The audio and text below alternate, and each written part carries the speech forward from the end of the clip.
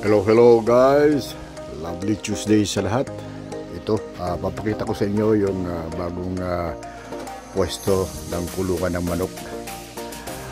In-extend natin para sa ganon medyo mas mahaba-haba at makakilo sila ng maayos.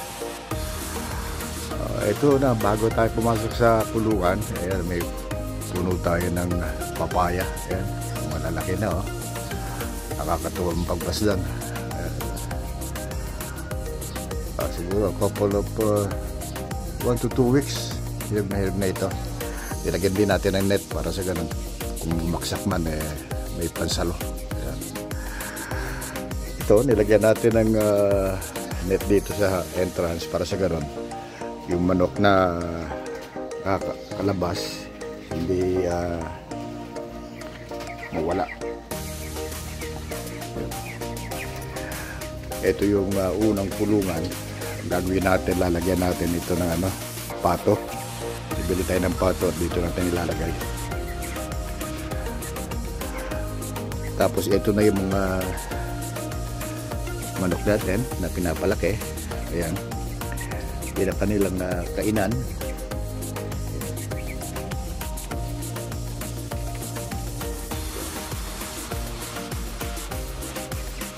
Sa kabila naman, dito ang inuman. Ito ang inuman.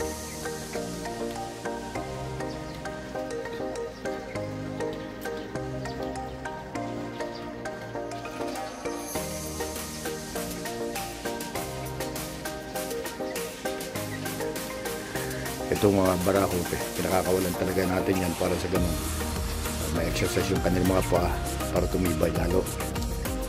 Papansin nyo may mga gulay. Itong gulay na to, mga nahinilang ito sa palengke. Maganda rin ito para sa ganun, hindi lang pinapakain sa manok, kundi may mga gulay din para lalo silang maging malakas. Meron din tayo ditong inahen. Kaya yung inahen kasi naglilimlim siya, merong itlog 10 piraso. Nililimliman niya para magsisiw. So,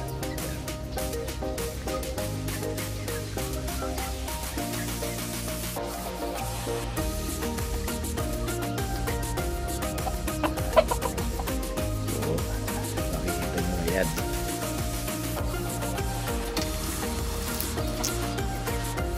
Yan ang ating mga manok. Nakatuwa pag maslan. Nalilibang ka na. Pagdating ng ilang araw, meron ka ng pang-ulam. Pwedeng pantinola, pwedeng adobo, pwedeng roasted. Yun ang kagandahan. At nakasiguro kang sariwang manok. Kaya katuwa pagbastan. Okay guys, maraming salamat muli sa pag-view. Ingat kayo.